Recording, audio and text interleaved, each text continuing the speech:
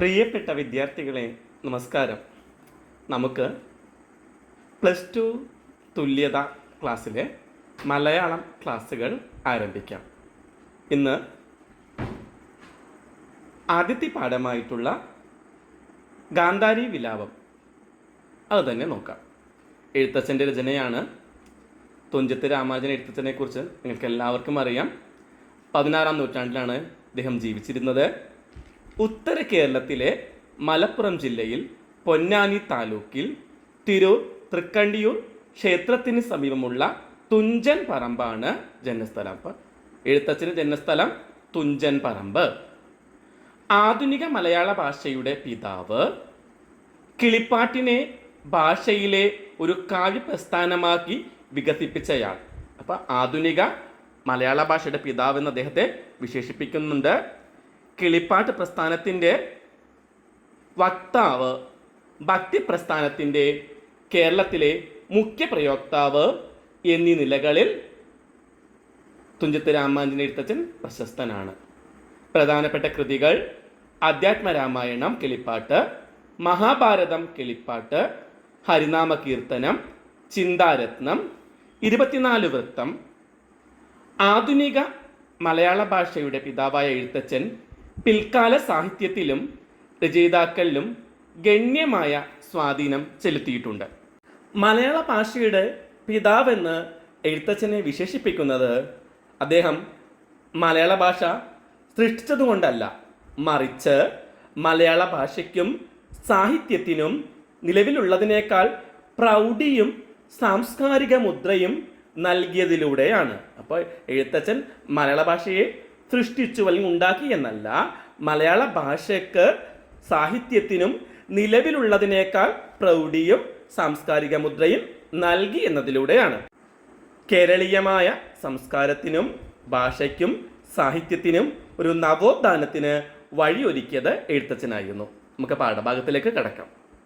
100 പുത്രന്മാരും മരിച്ച ഗാന്ധാരിയുടെയും മറ്റു സ്ത്രീജനങ്ങളുടെയും വിലാപം മഹാഭാരതം കിളിപ്പാട്ടിലെ ഏറ്റവും ശ്രദ്ധേയമായ ഒരു ഭാഗമാണ്. കുരുക്ഷേത്ര യുദ്ധഭൂമിയിലെത്തിയ ഗാന്ധാരി യുദ്ധത്തിൽ മരിച്ചവരെയും പരിക്കേറ്റ് കിടക്കുന്നവരെയും കാണുന്നു. ഹൃദയഭേദകമായ ഈ കാഴ്ച ഗാന്ധാരിയിൽ ഉണ്ടാക്കിയ നടുക്കവും വേദനയുമാണ് കണ്ണീരായും ഗദ്ഗതമായും പുറത്തു വരുന്നത്. യുദ്ധത്തിന് കാരണക്കാരനായ ശ്രീകൃഷ്ണനെ വിളിച്ച് ഗാന്ധാരി വിലപിക്കുകയാണ്. അപ്പോൾ ഗാന്ധാരി ആരെ വിളിച്ചാണ് വിലപിക്കുന്നത്? യുദ്ധത്തിന് കാരണക്കാരനായ ശ്രീകൃഷ്ണനെ വിളിച്ചാണ് ഗാന്ധാരി വിലപിക്കുന്നത്. അപ്പോൾ മഹാഭാരത യുദ്ധം 18 ദിവസം നീണ്ടു നിന്ന ഒരു യുദ്ധമായിരുന്നു. ആ യുദ്ധത്തിൽ നിരവധി ആളുകളാണ് മരണപ്പെട്ടത്. അപ്പോൾ ഗാന്ധാരിയുടെ പ്രിയപ്പെട്ടവരെല്ലാം, ആ 100 പുത്രന്മാരും അതിൽ മരണപ്പെടുന്നു. 100 പുത്രന്മാർ മാത്രമല്ല, ഒരു മകളുണ്ട്, ആ മകളുടെ ഭർത്താവും ഈ യുദ്ധത്തിൽ മരണപ്പെടുന്നുണ്ട്. അപ്പോൾ ആ അമ്മയുടെ വിലാപമാണ് ഗാന്ധാരി വിലാപം എന്ന പാഠഭാഗം. കൃഷ്ണൻ വിചാരിച്ചിരുന്നെങ്കിൽ ഈ യുദ്ധം ഒഴിവാക്കാമായിരുന്നു എന്നൊരു ചിന്ത ഗാന്ധാരിക്കുണ്ട്. വീണുകിടക്കുന്ന ഭഗദത്തൻ, അഭിമന്യു മുതലായവരുടെ പൊന്നോമന മുഖങ്ങൾ കാണുന്ന ഗാന്ധാരിക്ക് സഹിക്കാനാകുന്നു. എന്തുകൊണ്ട് അങ്ങ് ഈ വിപത്ത് ഒഴിവാക്കിയില്ല? സർവനാശം തടയാമായിരുന്നല്ലേ? എന്തുകൊണ്ടാണ് അങ്ങിത് ചെയ്യാത്തത്? കണ്ടില്ലേ മുകുന്ദ, ഭൂമിയിലെ രാജാക്കന്മാരിൽ ഒന്നാമനായ ഭഗദത്തൻ വീണുകിടക്കുന്നത്. കണ്ടില്ലേ നീ മുകുന്ദ, ധരണിയിലെ ഭൂമിയിലുണ്ടായ രാജാക്കന്മാരിലെ ഏറ്റവും ഒന്നാമനായ ഭഗദത്തൻ വീണുകിടക്കുന്നത്. അർജുനന്റെ ശരമേറ്റാണ് ഭഗദത്തൻ വീണുകിടക്കുന്നത്. വീണിതല്ലോ കിടക്കുന്നു ധരണിയിൽ, ശോണിതവും അണിഞ്ഞയ്യോ ശിവശിവ. ഭഗദത്തൻ്റെ ശരീരം കണ്ടിട്ട് ഗാന്ധാരി ഇങ്ങനെയാണ് വിലപിക്കുന്നത്. എങ്ങനെ? വീണിതല്ലോ കിടക്കുന്നു ധരണിയിൽ, ശോണിതവും അണിഞ്ഞയ്യോ ശിവശിവ. ധരണി എന്ന് വെച്ചാൽ ഭൂമി, ശോണിതം എന്ന് വെച്ചാൽ രക്തം. എഴുത്തച്ഛൻ്റെ ഏറ്റവും പ്രസിദ്ധമായ ഈരടികളിൽ ഒന്നാണ് ഈ വരികൾ. ഭഗദത്തൻ എന്ന കീർത്തികേട്ട രാജാവിൻ്റെ മരണത്തെ ഒരു പതനമായി എഴുത്തച്ഛൻ ഇവിടെ ചിത്രീകരിക്കുകയാണ്. കീർത്തിമാന്മാരുടെ പതനത്തിന് പ്രാധാന്യം കൂടും. തുടർന്ന് ഗാന്ധാരി ശ്രീകൃഷ്ണനെ ചൂണ്ടിക്കാണിക്കുന്നത് അർജുനപുത്രനും കൃഷ്ണന്റെ മരുമകനുമായ അഭിമന്യുവിൻ്റെ ശരീരമാണ്. ഗാന്ധാരി അഭിമന്യുവിനെ ചൂണ്ടി ഇങ്ങനെയാണ് ചോദിക്കുന്നത്: കൊല്ലാതെ കൊള്ളാഞ്ഞതെന്തവൻ തന്നെ നീ, കൊല്ലിക്കയത്ര നിനക്കു രസമടോ. മരത കല്ലിൻ്റെ ശോഭയാർന്ന മനോഹരനായ ആ കുമാരനെ, വില്ലാളി വീരനായ അർജുനൻ്റെ മകനെ, നിന്റെ മരുമകനെ നീ കണ്ടില്ലേ? മരത കല്ലിൻ്റെ ശോഭയാർന്ന മനോഹരനായ ആ കുമാരനെ, വില്ലാളി വീരനായിട്ടുള്ള അർജുനൻ്റെ മകനെ, നിന്റെ മരുമകനെ നീ കണ്ടില്ലേ? അവനെയെങ്കിലും നിനക്ക് രക്ഷിക്കാമായിരുന്നില്ലേ? എന്തുകൊണ്ട് നീയത് ചെയ്തില്ല? കൊല്ലിക്കുക എന്നത് നിനക്ക് രസം തന്നെയാണ്. ഇക്കണ്ട കൊടും നാശത്തിനൊക്കെ കാരണം കൃഷ്ണനാണ് എന്നാണ് ഗാന്ധാരി ഇവിടെ ധരിക്കുന്നത്. ഈ കാഴ്ചകളെല്ലാം കണ്ട് ഗാന്ധാരിക്ക് അത്യധികം വേദനയുണ്ടാകുന്നു. അഭിമന്യുവിൻ്റെ മരണത്തിലും പുഞ്ചിരി പൊഴിക്കുന്ന ആ മുഖം കണ്ടാൽ ആർക്കെങ്കിലും പൊറുക്കാൻ പറ്റുമോ? അഭിമന്യുവിൻ്റെ ഭാര്യ നിഷ്കളങ്കയായ ഉത്തര അലമുറയിട്ട് കരയുന്നത് നീ കാണുന്നില്ലേ? സുന്ദരിയായ സുഭദ്ര, നിന്റെ സഹോദരി, ഭൂമിയിൽ വീണുരണ്ട് കരയുന്നത് നീ കണ്ടില്ലേ? ഈ സ്ത്രീജനങ്ങൾ മുഴുവൻ ഇങ്ങനെ ദുഃഖിതരായി കരയുന്നത് കാണുമ്പോൾ നിനക്ക് അല്പം പോലും വിഷമം തോന്നുന്നില്ലേ ശ്രീകൃഷ്ണ എന്നാണ് ഗാന്ധാരി ചോദിക്കുന്നത്. കല്ലുകൊണ്ടോ മനം താവകമാകില്ലേ, കല്ലിനു മാർദ്ദതയുണ്ടിത് കാണുമ്പോൾ. ഇത്രയധികം ദുഃഖകരമായ കാഴ്ച കണ്ടിട്ടും ആർദ്രമാവാത്ത നിന്റെ മനസ്സ് കല്ലുകൊണ്ടാണോ നിർമ്മിച്ചിട്ടുള്ളത്? അല്ലയോ ശ്രീകൃഷ്ണ, അങ്ങയുടെ മനസ്സ് നിർമ്മിച്ചിട്ടുള്ളത്, ഹൃദയം നിർമ്മിച്ചിട്ടുള്ളത് കല്ലുകൊണ്ടാണോ എന്ന് ഗാന്ധാരി ചോദിക്കുകയാണ് ഇവിടെ. അല്ലെങ്കിലും ഏതൊരു കല്ലും അലിഞ്ഞു പോവില്ലേ? ഈ കാഴ്ച കാണുമ്പോൾ ഏത് കല്ലാണ് അലിഞ്ഞു പോകാത്തത്? അത്രയും ഹൃദയഭേദകമായ കാഴ്ചകളാണ് യുദ്ധഭൂമിയിൽ ഗാന്ധാരി കാണുന്നത്. പുഞ്ചിരി തൂയിക്കൊണ്ടിരിക്കുന്ന ശ്രീകൃഷ്ണന്റെ മുഖത്തേക്ക് നോക്കി ഗാന്ധാരി പ്രകാരം ചോദിക്കുമ്പോഴും കൃഷ്ണൻ മറുപടിയൊന്നും പറയുന്നില്ല. കൃഷ്ണന്റെ അലിവില്ലാത്ത മനസ്സിനെ ഗാന്ധാരി ഇവിടെ പഴിക്കുകയാണ്.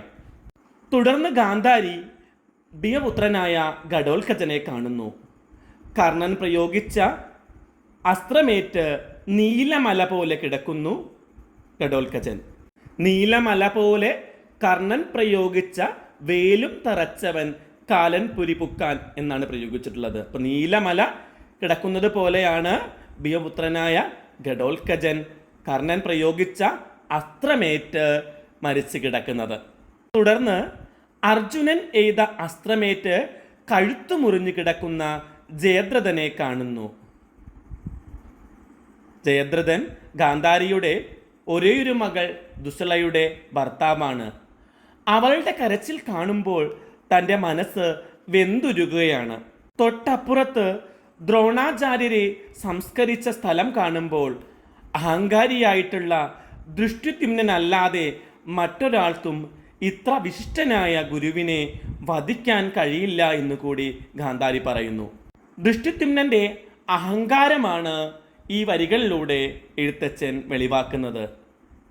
കൗരവ പാണ്ഡവന്മാരുടെ ഗുരുവായ ദ്രോണാചാര്യരെ ഇങ്ങനെ ചതിയിൽ കൊല്ലാൻ മറ്റൊരാൾക്കും മനസ്സു വരികയില്ല.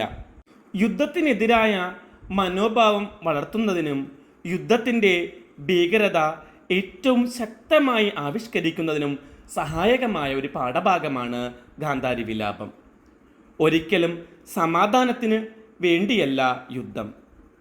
അത് നന്മ തിന്മകളെ വേർതിരിക്കുന്നുമില്ല. യുദ്ധം സർവനാശകമാണെന്നും മാനവികതയ്ക്ക് എതിരാണെന്നും എഴുത്തച്ഛൻ ഗാന്ധാരി വിലാപത്തിലൂടെ ഉദ്ഘോഷിക്കുന്നു. യുദ്ധം സർവനാശകമാണെന്നും മാനവികതയ്ക്ക് എതിരാണ് എന്നൊരു സന്ദേശമാണ് ഈ കാവ്യത്തിലൂടെ എഴുത്തച്ഛൻ നൽകുന്നത്. ഭാവി തലമുറയിൽ യുദ്ധവിരുദ്ധ മനോഭാവം സൃഷ്ടിക്കുന്നതിനുള്ള ആഹ്വാനം കൂടിയാകണം ഈ പാഠഭാഗം. ഇനി ഈ പാഠഭാഗത്തിലെ ചോദ്യോത്തരങ്ങൾ നോക്കാം നമുക്ക്.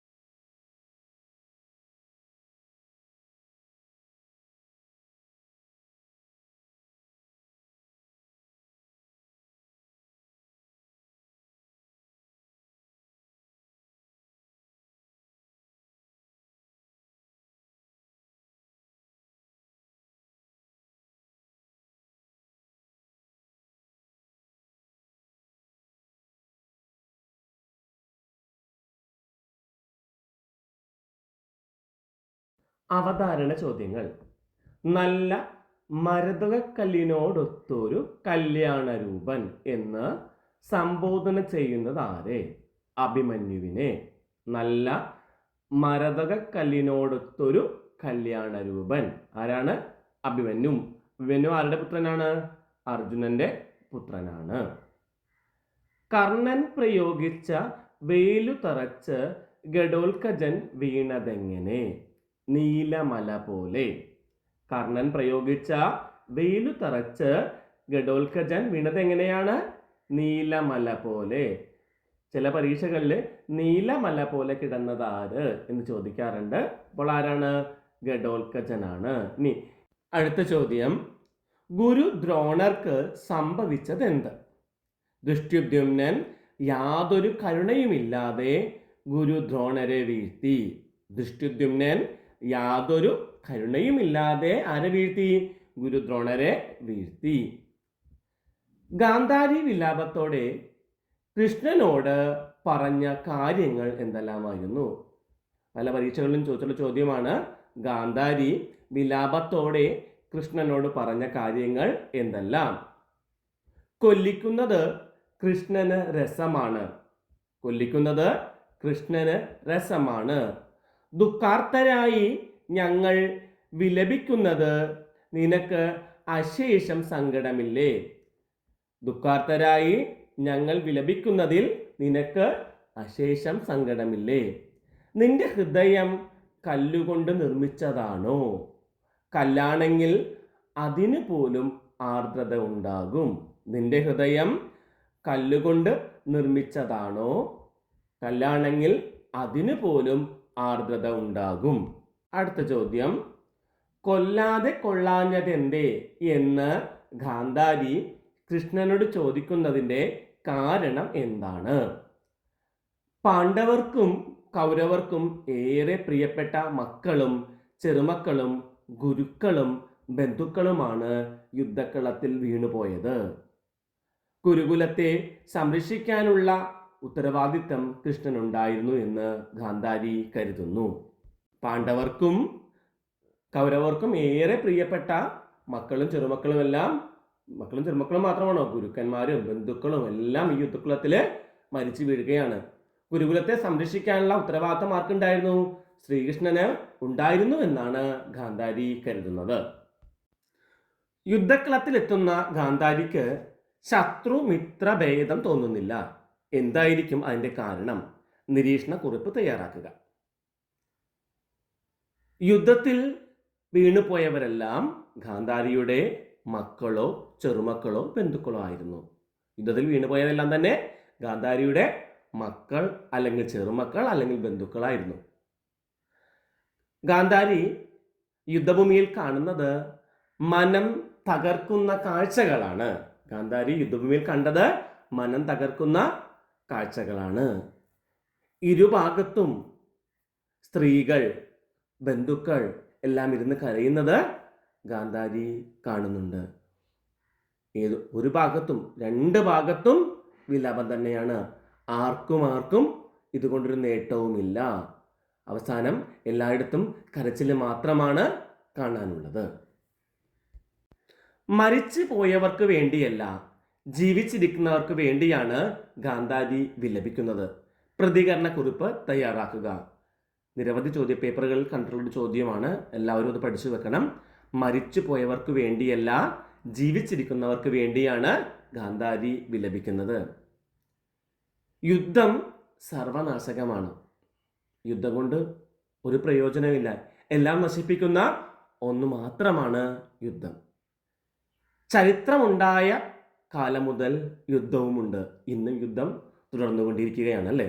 അപ്പം ചരിത്രം ആരംഭിച്ച കാലം മുതൽ ഇന്നും ഇതാ യുദ്ധം തുടർന്നുകൊണ്ടിരിക്കുന്നു. യുദ്ധം യാതൊന്നിനും പരിഹാരമല്ല. യുദ്ധം കൊണ്ട് ഒരു പ്രശ്നത്തിനും പരിഹാരം കണ്ടെത്താനായിട്ട് സാധിച്ചിട്ടില്ല.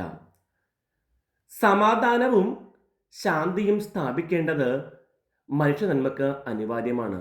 യുദ്ധമല്ല നമുക്ക് ആവശ്യം. നമ്മുടെ രാജ്യങ്ങൾക്ക് ആവശ്യം സമാധാനവും ശാന്തിയുമാണ്. എന്നാൽ മാത്രമാണ് മനുഷ്യ നന്മ ഉണ്ടാവുകയുള്ളൂ. ഭാവി തലമുറയുടെ ക്ഷേമം നമ്മുടെ കടമയാണ്. ഭാവി തലമുറ, ഒരു പുതിയ തലമുറ ഇനി ഉണ്ടാകേണ്ടതുണ്ട്. അവരുടെ ക്ഷേമം നമ്മുടെ കടമയാണ്. അതുകൊണ്ട് യുദ്ധം നമ്മൾ അവസാനിപ്പിക്കണം. ലോകത്ത് എന്താണ് വേണ്ടത്? സമാധാനവും ശാന്തിയുമാണ് ലോകത്ത് നിലനിൽക്കേണ്ടത്.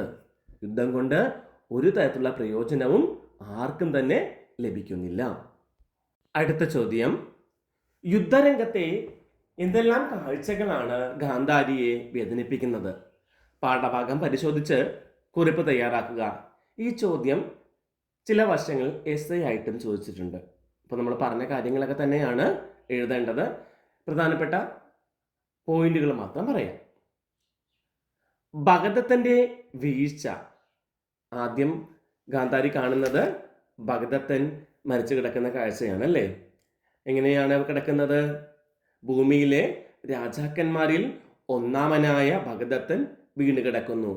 ആരുടെ ശരമേറ്റ്? അർജുനന്റെ ശരമേറ്റ് ഭഗദത്തൻ വീണ് കിടക്കുന്നു. എങ്ങനെ? വീണിതല്ലോ കിടക്കുന്നു ധരണിയിൽ, ശോണിതവും അണിഞ്ഞയോ ശിവശിവ എന്നാണ് പറയുന്നത്. അപ്പൊ ആദ്യം കാണുന്നത് ഭഗദത്തന്റെ വീഴ്ചയാണ് കാണുന്നത്. പിന്നീട് അഭിമന്യു, ഘടോത്കചൻ എന്നിവരുടെ പതനം കാണുന്നു. ഉത്തരയുടെയും സുഭദ്രയുടെയും വിലാപവും ദുഃഖവും ഗാന്ധാരി കാണുന്നുണ്ട്. ആരുടെയെല്ലാം? ഉത്തരയുടെയും സുഭദ്രയുടെയും വിലാപം. ജയദ്രഥന്റെ മരണവും ദുശലയുടെ സങ്കടവും ഗാന്ധാരി കാണുന്നു. ദ്രോണരുടെ മൃത്യു, ദൃഷ്ടിദ്യുമ്നന്റെ ഗുരുനിന്ദ എന്നിവയും ഗാന്ധാരി കാണുന്നുണ്ട്. അപ്പോൾ നമ്മൾ ഈ പാഠഭാഗത്തിൻ്റെ ആശയം എഴുതിയാൽ അതിൻ്റെ ഉത്തരമാകും. അപ്പോൾ ഓരോന്നുമായിട്ട് ഈ പറഞ്ഞ 5 പോയിന്റുകളുണ്ട്. ഈ 5 പോയിന്റുകളെയും ഒന്ന് 2-3 വാക്യങ്ങളിൽ ഒന്ന് വിശദീകരിച്ചാൽ തന്നെ എസ്ഐ ആയിട്ടാണ് ചോദിക്കുന്നതെങ്കിൽ ഉത്തരമായിട്ടുണ്ട് കേട്ടോ. അടുത്ത ചോദ്യം, നീലമല പോലെ കർണൻ പ്രയോഗിച്ച വേലും തറച്ചവൻ കാലപുരിപ്പുക്കാൻ. ഈ വരികളിലെ പ്രയോഗഭംഗി കണ്ടെത്തി കുറിപ്പെഴുതുക. പല വർഷങ്ങളും വേറെ ഏതെങ്കിലും വരികൾ കണ്ടെത്തി കുറിപ്പെഴുതാനും ചോദിക്കാറുണ്ട്. എന്നാൽ ഇതിനെ മാത്രം നമുക്ക് നോക്കാം. ഇവിടെ ഘടോത്കചനെ നീലമലയോട് സാദൃശ്യപ്പെടുത്തിയിരിക്കുന്നു. ഘടോത്കചനെ എന്തിനോടാണ്? നീലമലയോടാണ് സാദൃശ്യപ്പെടുത്തിയിരിക്കുന്നത്. ലളിത പ്രയോഗത്തിലുള്ള അലങ്കാര കൽപ്പന സൃഷ്ടിക്കുന്നതിൻ്റെ ഭംഗി ഇവിടെയുണ്ട്. ലളിത പദങ്ങളിലൂടെ ഒരു അലങ്കാരം ഇവിടെ ചെയ്തിരിക്കുന്നു. ഘടോത്കചന്റെ രൂപം, നിറം, പ്രാധാന്യം എന്നിവ പ്രകാശിപ്പിക്കൽ. ഘടോത്കചന്റെ വീഴ്ച കുരുകുലത്തിന്റെ വീഴ്ചയായി കാണുന്ന ഗാന്ധാരിയുടെ മനോഭാവം. ഘടോത്കചൻ വീണതിലൂടെ കുരുകുലം മുഴുവൻ വീണു എന്ന് കാണിക്കുന്നതിൻ്റെ ഗാന്ധാരിയുടെ മനോഭാവവും ഇവിടെ നിന്ന് പ്രകടമാണ്. അടുത്ത ചോദ്യം, നല്ല മരതകക്കല്ലിനോടൊത്തൊരു കല്യാണരൂപൻ കുമാരൻ മനോഹരൻ. ഈ കൽപ്പനയുടെ ഔചിത്യം പരിശോധിച്ച് കുറിപ്പ് തയ്യാറാക്കുക. ഉത്തരം, ഇവിടെ അർജുനന്റെ പുത്രനും കൃഷ്ണന്റെ മരുമകനുമായ അഭിമന്യുവിനെയാണ് നല്ല മരതകക്കല്ലിനോടൊത്തൊരു കല്യാണരൂപൻ എന്ന് വിശേഷിപ്പിച്ചിരിക്കുന്നത്. മരതകക്കല്ലിന്റെ ശോഭയാർന്ന മനോഹരനായ ആ കുമാരൻ, വിലാളി വീരനായിട്ടുള്ള അർജുനന്റെ മകനെ, നിന്റെ മരുമകനെ നീ കണ്ടില്ലേ കൃഷ്ണ എന്നാണ് ചോദിക്കുന്നു. അവനെയെങ്കിലും രക്ഷിക്കാമായിരുന്നില്ലേ എന്നാണ് ആ വരികളുടെ അർത്ഥമായിട്ട് വരുന്നത്. ഇവിടെ എഴുത്തച്ഛൻ്റെ ഭാഷാപ്രയോഗത്തിലെ ഭംഗി, അതുപോലെ തന്നെ അലങ്കാര പ്രയോഗം, വർണ്ണ്യവസ്തുവിൻ്റെ സൗന്ദര്യം, മൂല്യം, ഇവയൊക്കെ കൃത്യമായി ഈ വരികളിൽ നമുക്ക് കാണാവുന്നതാണ്. എല്ലാ യുദ്ധവും ദുരന്തങ്ങൾ മാത്രമാണ് സമ്മാനിക്കുന്നത്. ഗാന്ധാരി വിലാപത്തെ അടിസ്ഥാനമാക്കി വിലയിരുത്തൽ കുറിപ്പ് തയ്യാറാക്കുക. നമ്മൾ പറഞ്ഞ ഉത്തരം തന്നെയാണ്. യുദ്ധം എല്ലാത്തിനെയും നശിപ്പിക്കുന്നു. ആർത്തിയും അസഹിഷ്ണുതയുമാണ് ആക്രമണങ്ങൾക്ക് പിന്നിലുള്ളത്. യുദ്ധം അനാഥത്വവും അനിശ്ചിതത്വവും സൃഷ്ടിക്കുന്നു. യുദ്ധത്തിൽ ആത്യന്തിക ജയം ആർക്കുമില്ല. പാണ്ഡവരുടെയും കൗരവരുടെയും പതനം തന്നെയായിരുന്നു മഹാഭാരത യുദ്ധം. യുദ്ധക്കളത്തിലെ ഭീകരമായ കാഴ്ചകൾ, ഇതെല്ലാം ഒന്ന് വിശദീകരിച്ചാൽ ഉത്തരം റെഡിയാണ്. നമ്മൾ പല പ്രാവശ്യം പറഞ്ഞത് കൊണ്ടാണ് വിശദീകരിച്ച് പോകാത്തത് കേട്ടോ. പരീക്ഷകളിൽ ചോദിച്ചിട്ടുള്ള 1 മാർക്കിന്റെ ചോദ്യങ്ങൾ. ഗാന്ധാരി വിലാപം മഹാഭാരതത്തിലെ ഏത് പർവ്വത്തിൽ നിന്ന് എടുത്തിട്ടുള്ളതാണ്? സ്ത്രീപർവം. നീല മല പോലെ മരിച്ചു കിടക്കുന്നതാര്? ഘടോത്കചൻ. നല്ല മരതക്കല്ലിനടുത്തൊരു കല്യാണ രൂപൻ എന്ന് വിശേഷിപ്പിച്ചിരിക്കുന്നത് ആരെ? അഭിമന്യുവിനെ. കർണൻ പ്രയോഗിച്ച വെയില് തറച്ച് ഘടോത്കചൻ വീണ്ടതെങ്ങനെയാണ്? നീല മല പോലെ. കൊല്ലാതെ കൊള്ളാഞ്ഞതെന്ത് എന്ന് കൃഷ്ണനോട് പറഞ്ഞത് ആര്? ഗാന്ധാരി. ദ്രോണരെ വധിച്ചതാര്? ദൃഷ്ടദ്യുമ്നൻ. തൻ കരിവീരനരികെ ധനുസുമായി മരിച്ചു കിടക്കുന്നതാര്? ഭഗദത്തൻ. ഭഗദത്തനെ വധിച്ചതാരാണ്? അർജുനൻ. ഇത്തരത്തിലുള്ള ചെറിയ ചോദ്യങ്ങളും ചോദിക്കാറുണ്ട്. എല്ലാവരും നല്ല രീതിയിൽ ഇത് പഠിച്ചു വെക്കുക. മറ്റൊരു ക്ലാസ്സുമായി അടുത്ത് തന്നെ കാണും വരെ എല്ലാവർക്കും നന്ദി, നമസ്കാരം.